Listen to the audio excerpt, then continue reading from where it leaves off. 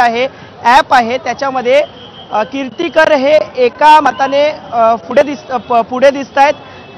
ते असं आहे की एक मताने जरी कीर्तिकर पुढे असले तरी दुसरीकडे आपण पोस्टल मतदान आणि बॅलेट पेपरचं जे मतदान आहे त्याच्यामध्ये साधारण 47 मतं ही रवींद्र वायकरांना जादा असल्याची माहिती निवडणूक आयोग अधिकाऱ्यांनी दिलेली आहे।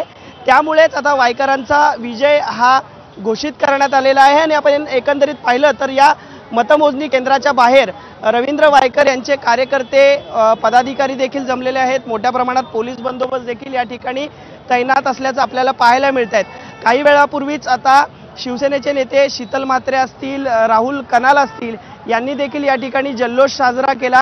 48 मतांनी हा वायकरांचा विजय झालाय। मात्र निवडणूक आयोगाचं जे ॲप आहे आणि वेबसाईट आहे त्यावर अद्यापही एक मताचं लीडिंग हे कीर्तिकरांना देण्यात आलेलं आहे। त्यामध्ये काही वेळांनी चेंजेस होतील आणि नक्की कोण विजयी झालाय हे देखील आता तिथे स्पष्ट होणार आहे।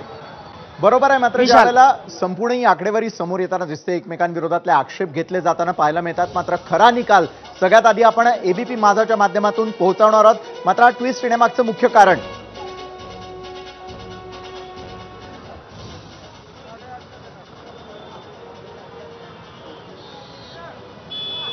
अल्पेश,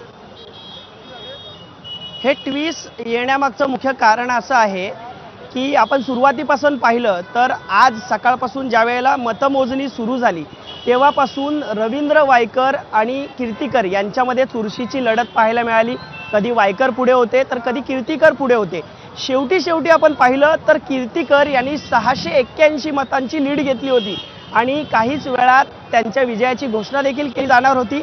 ते विजयी देखील होतील, त्यामुळे कार्यकर्ते देखील उत्साहित होते। मात्र यावर वायकरांनी आक्षेप घेतला आणि पुन्हा रिकाउंटिंग व्हावी अशी मागणी केली। त्यानुसार रिकाउंटिंगमध्ये आपण पाहिलं तर पोस्टल जी निवडणूक झालेली आहे, मतदान झालेलं आहे, त्याची देखील काउंटिंग झाली, बॅलेट पेपरची देखील काउंटिंग झाली। त्यामध्ये आपण पाहिलं तर 47 मतं हे वायकरांना अधिकची मिळाली असल्याची माहिती मिळते।